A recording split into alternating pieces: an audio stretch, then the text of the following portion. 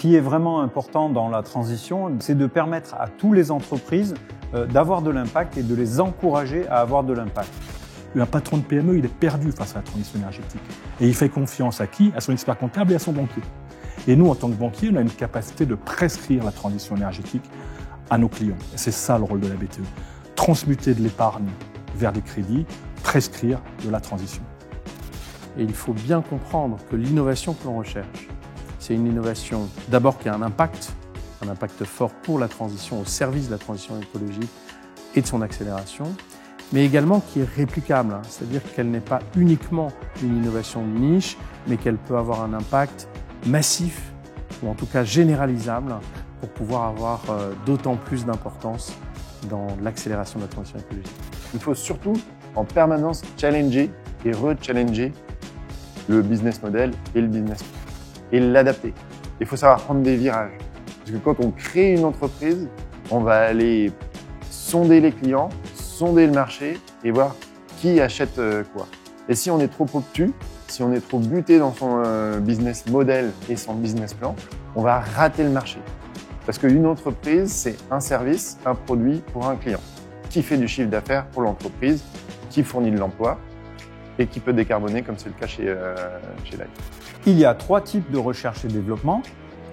Le premier type, c'est la recherche et développement technologique. Le deuxième type, c'est la recherche et développement sur les modèles économiques. Et le troisième type, c'est la recherche et développement sur l'adoption de ces nouveaux modèles et de ces nouvelles technologies.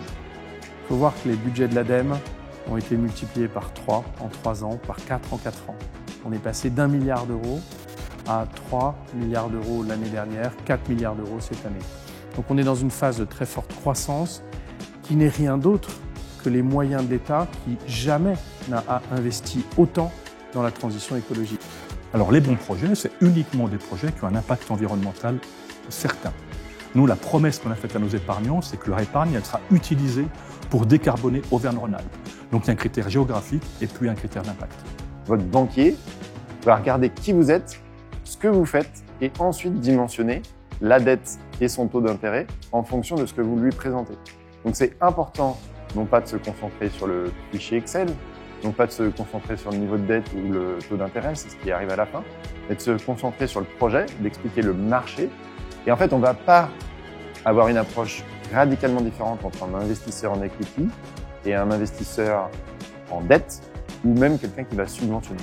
Vous allez promouvoir votre projet, vendre votre projet de la même façon.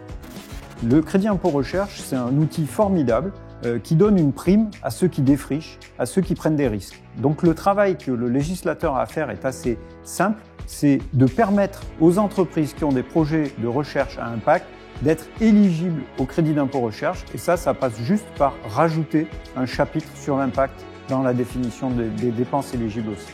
Nous procédons par appel à projet, donc j'invite toutes les entreprises innovantes à aller voir sur notre plateforme Agir pour la transition.